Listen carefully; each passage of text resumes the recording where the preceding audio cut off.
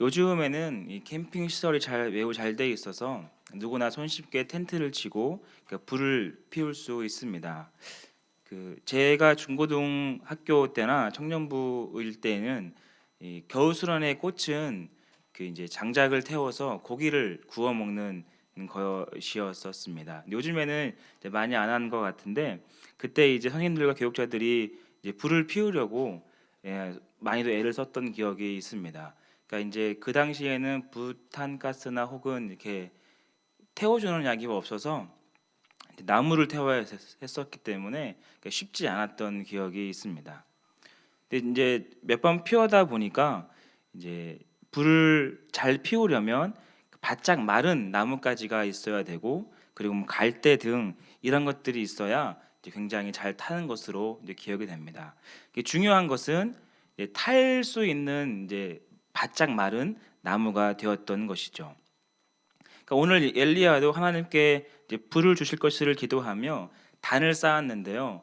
이제 바짝 마른 나무임에도 탈지 안 탈지를 잘 모르는 상황 가운데 엘리야는 본문을 통해서 약 30m 되는 물을 들이붓게 되어집니다. 왜 그랬을까요? 오늘 본문을 통하여서 이 물을 들이붓게 되었던 경위와 그리고 그 결과는 어떻게 되었는지를 살펴보도록 하겠습니다. 먼저 당시 엘리야는 북이스라엘에 활동했던 선지자였습니다. 그리고 그 당대의 왕은 아합이었는데, 이 아합은요 당대 최악의 왕이었다라고 성경은 기록하고 있습니다. 성경 열왕기상 16장 30절에 보면 오므리의 아들 아합이 그의 이전의 모든 사람보다 여호와 보시기에 악을 더욱 행하여 느바세의 아들 여로보암의 죄를 따라 행하는 것을 오히려 가볍게 여긴다라고 기록하고 있습니다. 성경에 기록된 것처럼 이제 어마어마한 악한 왕이라고 소개하고 있습니다. 더욱이 이 여로보암의 죄가 가볍게 여길 정도라고 하니까 그 악함은 정말 가히 말할 수 없었을 것입니다. 이 여로보암은 솔로몬 시대 때 신하 중 한 명이었습니다. 어느 날 선지자 아히야를 만나서 하나님의 음성을 듣게 되었지요. 그것은 솔로몬 왕이 하나님을 거역하여 나라가 이제 쪼개지는 아픔을 겪게 되는데 그중 17파를 여로보암에게 주겠다라는 것이었습니다. 이것을 들은 솔로몬 왕은 여로보암을 죽이려 했으나 여로보암은 이제 도망하여 솔로몬 왕이 이제 죽었을 때 다시금 복귀하게 되었죠. 여로보암에게 똑같이 하나님의 말씀을 잘 지키면 내가 너와 함께 하겠다라고 말씀하셨지만, 이 여로보암은 금송아지를 만들어서 하나님이 곧 이 금송아지다라고 소개하며 온 나라가 우상을 섬기게 되었던 왕이었습니다. 사실 이거보다 더 큰 죄가 어디 있을까 생각해 봤는데, 이 아합의 시대 때는 이 금송아지를 만든 것보다 더 큰 악을 행했다라고 기록하고 있는 거죠. 아합 왕은 하나님 앞에 더 큰 왕이라고 소개를 하며 이런 재밌는 말을 소개합니다. 우리 열왕기상 16장 34절 말씀을 우리 자막이 준비되어 있는데요. 같이 한번 읽어보도록 하겠습니다. 읽겠습니다. 시작. 그 시대에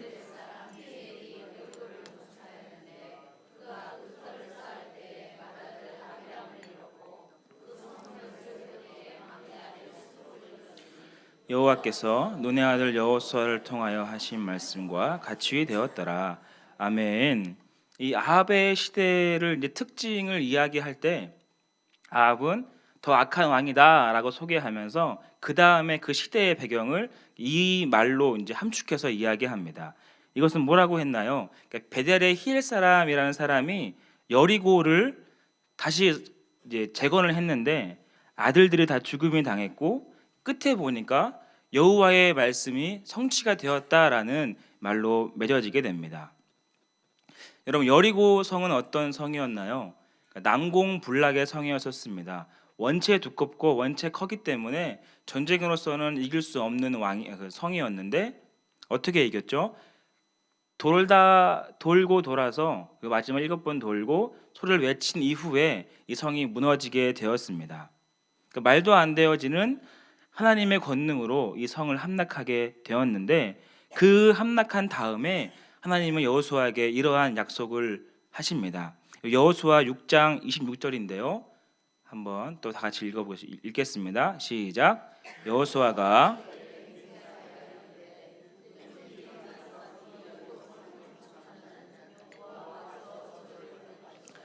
그 기초를 쌓을 때에 그의 맏아들을 이를 것이요 그 문을 세울 때에 그의 막내 아들을 이르리라 하였더라.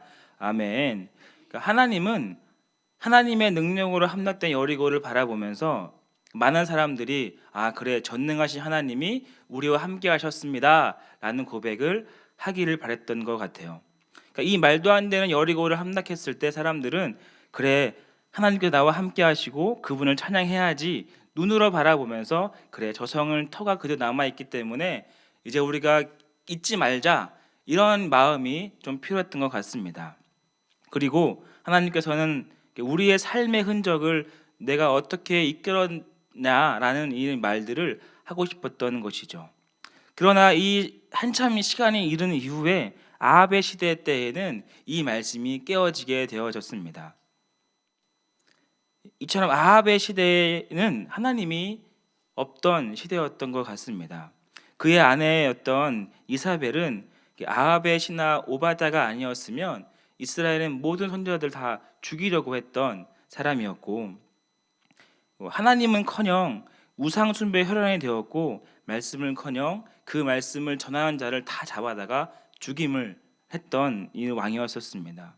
근데 재밌는 것은 이 아합과 이세벨이 어디 나라의 왕과 왕비였습니까? 하나님이 세워주신 이스라엘의 왕이었고 하나님이 이끌어주신 이스라엘의 왕비였다는 사실입니다. 이러니 정말 아이러니하게 이 나라의 또 이 배경은 참 알 수 없다라는 것입니다. 너무 악하고 악해서 이제 무엇이 진리인지를 몰랐던 시대였던 거죠. 하지만 이러한 시대 속에서 하나님은 또 하나의 구원의 방편으로 엘리야를 부르십니다. 엘리야는 히브리어로 엘리야후인데요. 나의 하나님은 여호와시다라는 의미를 가지고 있습니다. 이 이름은 당시 상황에서 매우 상징적인 의미를 갖고 있는데 앞서 얘기했듯이 그 상황은 정말 처참하고 그리고 악랄한 상황이었지만 나의 하나님은 우리 모두의 여호와이십니다라는 이 고백 속에 이제 앞으로 어떻게 하나님이 이스라엘을 이끄실지에 대한 이제 서두가 보여지게 되는 것이죠. 오늘 본문의 발단은 17장에 나타났는데요. 하나님의 권능으로 엘리야를 통해 말하지 않는다면 비가 계속 오지 않는다라고 말했습니다. 근데 그런 말을 들었던 아합은 이 말을 듣지 않고 그냥 무시했던 경우였었죠. 엘리야는 하나님의 말씀을 대언하였던 사람이었습니다. 대변인이라는 뜻이지요. 그러니까 지금 생각해 보면 이 대변인 하면 굉장히 뭔가 멋이 있고 이 그 말 한마디라고 하면 이제 다 이루어지는 정확한 이제 명칭이었는데 하나님의 말씀을 전하는 자는 어땠을까요? 그러니까 더 화려하고 더 능력 있고 많은 사람들이 더 좋아해 줬어야만 했을 것인데 엘리야는 그렇지 못했습니다. 자신이 이제 죽임을 당하지 않기 위해 도망자의 인생을 살았던 것이죠. 하나님의 말씀을 전하는 자, 복을 위해 사는 자는 어쩌면 굉장히 화려하고 좋은 인생만 우리에게 펼쳐질 것 같았지만 엘리야의 모습을 통해 보면 그렇지도 않은 것 같습니다. 하나님의 부르심에 모두 응답하여 순종하며 믿음의 백성이 되었지만 이 사실만을 기억하고 감사하는 것은 매우 짧고 그 나머지 시간들은 오늘 본문의 저처럼 도망다니고 피하고 주님을 멸시하는 이 아합의 시대처럼 우리는 살아갈지 모른다는 것입니다. 이 복음을 지키기 위해서 방해하는 사람들이 반드시 있는 것 같아요. 숨었던 엘리야도 잠잠히 주님의 음성을 들었고 기다렸던 것을 본문을 통해서 알 수 있죠. 또 바울도 이 복음을 전하다가 수차례 감옥에 잡혀 들어갑니다.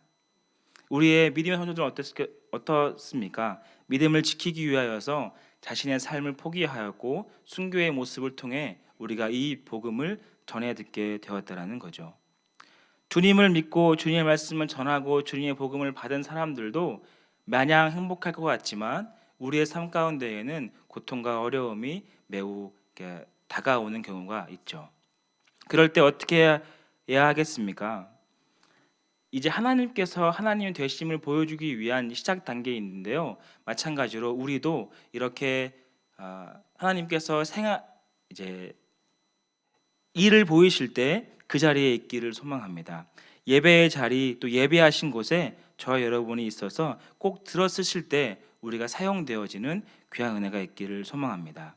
이제 아합을 만나서 이제 우상 숭배하는 자들과 대결을 벌이려고 합니다. 그러면서 이제 사람들을 많이 모으기 시작했습니다.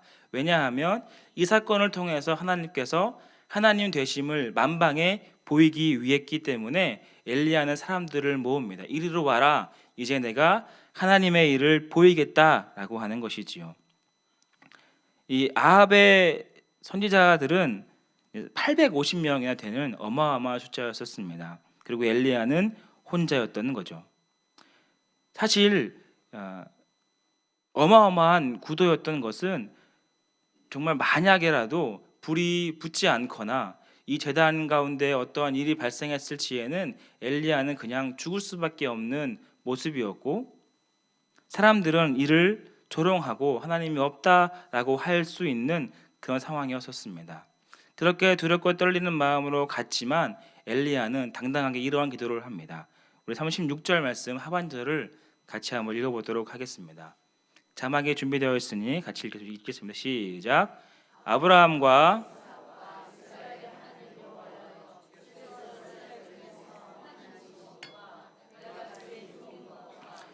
주의 말씀대로 이 모든 일을 행하는 것을 오늘 알게 하옵소서. 아멘. 이 얼마나 멋진 기도입니까? 31절에서도 이제 야곱의 하나님 그리고 12돌을 취했는데 이것은 상징을 의미합니다. 지금 엘리야는 북이스라엘에서 활동했던 사람이었는데요. 하나님은 이제 12돌을 취해서 이스라엘 전역, 유다를 포함하여 이스라엘 전역을 다시금 회복하기를 간절히 바랬던 것이고, 이 사건을 통해서 많은 사람들이 돌아오기를 원했던 것입니다. 그래서 이와 같은 일이 발생하게 되었죠. 더욱이 이 바알이라는 신은요, 비와 풍요의 신으로 여겨지며 잘 섬기면 그 땅이 기름지고 하늘에서 비가 잘 내려서 농사가 풍년이 된다라는 그런 이제 신이었다고 합니다. 하나님이 아닌 이 바알을 섬기면서 하나님이 하나님한테 기도했던 것, 바랬던 것을 눈에 보이지 않기 때문에 이제 눈에 보이는 사람에게 기도하고 눈에 보이는 신들에게 절하면서 그래 바알이여 이 비를 내려주시고 풍년을 내려주십시오라고 기도했던 사람들이 바로 하나님의 백성이었다라는 것입니다. 예전에는 그들이 하나님만을 따랐고 주의 백성답게 살아가려고 몸부림쳤지만 이제 지금 상황에서는 하나님보다는 눈에 보이는 우상들을 섬기면서 당신이 나에게 은혜를 주시면 내가 풍년을 이룰 수 있겠습니다 라고 기도했던 것이죠. 이들은 하나님께서 함께 하신 역사를 눈으로 바라보았지만 하나님을 저버리고 다른 것을 생각하고 있었습니다. 사실 어쩌면 이 모습이 우리 지금의 모습과 매우 흡사하다고 생각할 수 있습니다. 세상에 주는 평안을 누리기 위해서 우리는 참 많이 노력합니다. 그것이 어떤 것이 되었든지 간에 기름진 땅과 풍년을 기대하며 나아갑니다. 어찌 보면 하나님께 이와 같은 기도를 할지 모르겠습니다. 기름진 땅을 주시고 풍년이 되게 하여 주옵소서. 너무 소원만 들어주는 분이라 생각할 수 있습니다. 엘리야 시대가 그랬던 것 같습니다. 왜냐하면 하나님께 그렇게 기도하고 눈에 보이지 않기 때문에 이제 나의 공로와 나의 비는 정도에 따라서 들어줄 것처럼 보였던 우상에게 절했기 때문이죠. 하나님은 저와 여러분의 인생을 책임져 주셨고 앞으로도 그렇게 해 주실 것입니다. 그러나 때로는 그 책임과 미래가 내 뜻과 내 방법과 내 방식대로 이루어지는 것을 기대하고 있지는 않습니까? 그러니까 우리의 모습을 좀 돌이켜 봤으면 좋겠습니다. 그래서 이들은 하나님이라는 큰 은혜보다도 자신의 행위와 공로, 노력을 가지고 바알을 섬겼던 것이죠. 성경의 타락한 어두움은 당시의 물론이거니와 지금의 모습보다 더 악하고 더 훨씬 더 어두운 모습을 보여주고 있습니다. 우리도 더 많은 문화의 개방 속에서 서로를 인정하기 시작하였고 절대적인 것은 없다라고 이야기하며 타락해버리고 단정되어 버린 세상을 살아가고 있습니다. 이 와중에 우리가 무엇을 어떻게 해야 할까요? 하나님은 어제나 오늘이나 동일하게 저 여러분들에게 풍성한 은혜로 하나님 되심을 보여주시기를 원하십니다. 이제 주님은 이들을 모아놓고 내가 전능자 하나님 여호와다라는 사실을 만방에 선포하기 위해 모였습니다. 그들의 문화에 습득교 하나님 문화를 잃어버리고 그들의 지식에 하나님을 혼합하여서 합리화된 모습을 주님은 슬퍼하시며 회복하려 하고 있죠. 그 시작은 무엇인가요? 바로 여호와 제단을 다시 쌓는 것입니다. 즉 예배의 회복이라는 것이죠.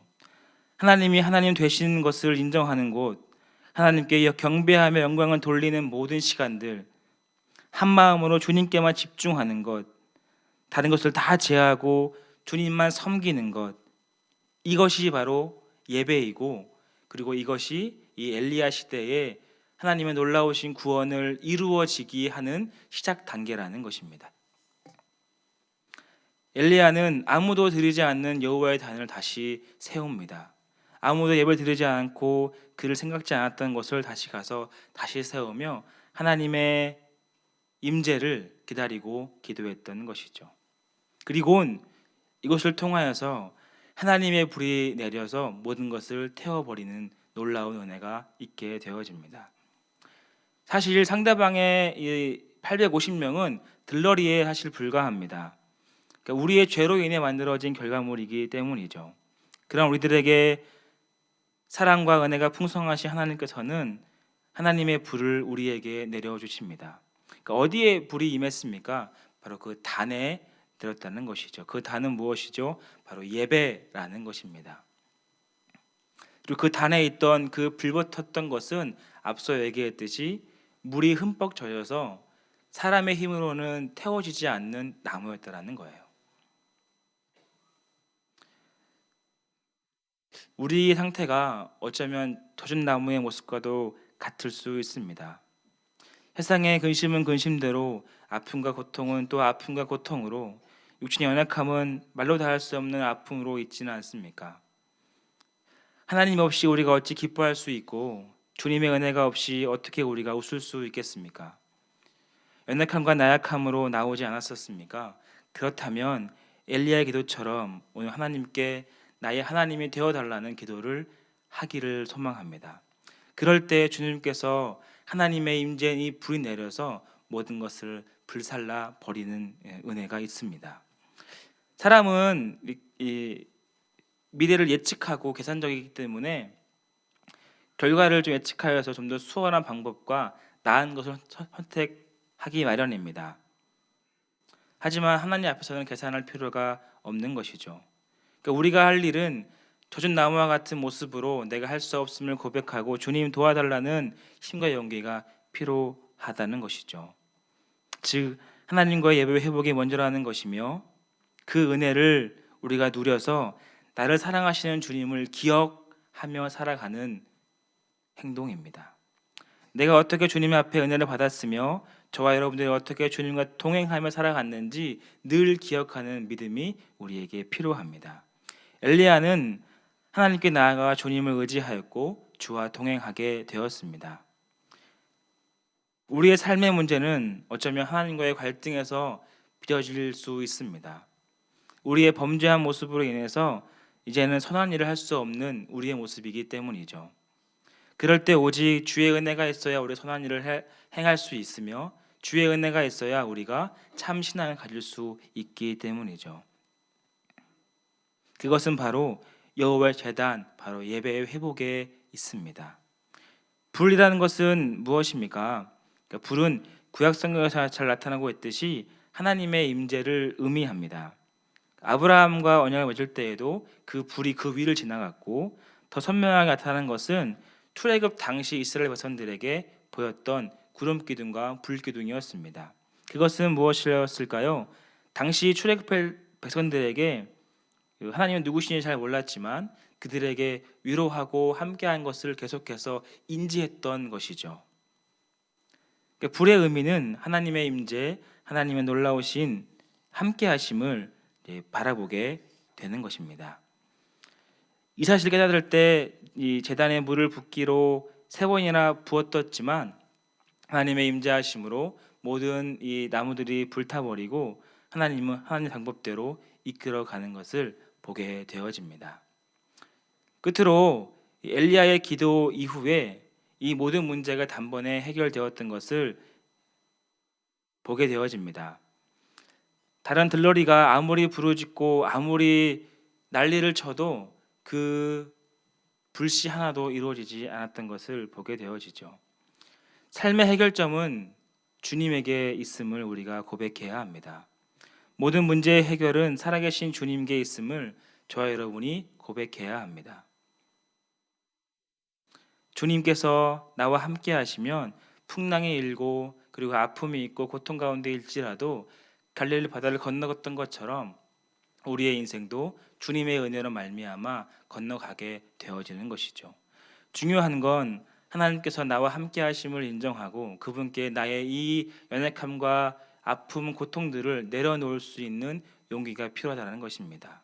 그리고 주님의 임재가 있을 때 이 모든 것들을 다 감당하실 것이라는 믿음의 확신이 우리 가운데 필요하다는 것이죠.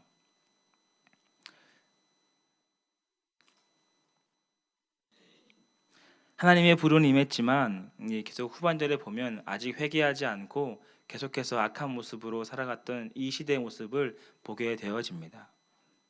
그러나 하나님은 그 위에 은혜의 단비를 내려주셔서 3년 반 동안의 가뭄으로 일어서 땅도 마르고 곡식도 없던 이 이스라엘 땅에 다시 한번 풍년과 또한 기름진 땅을 선물로 주십니다.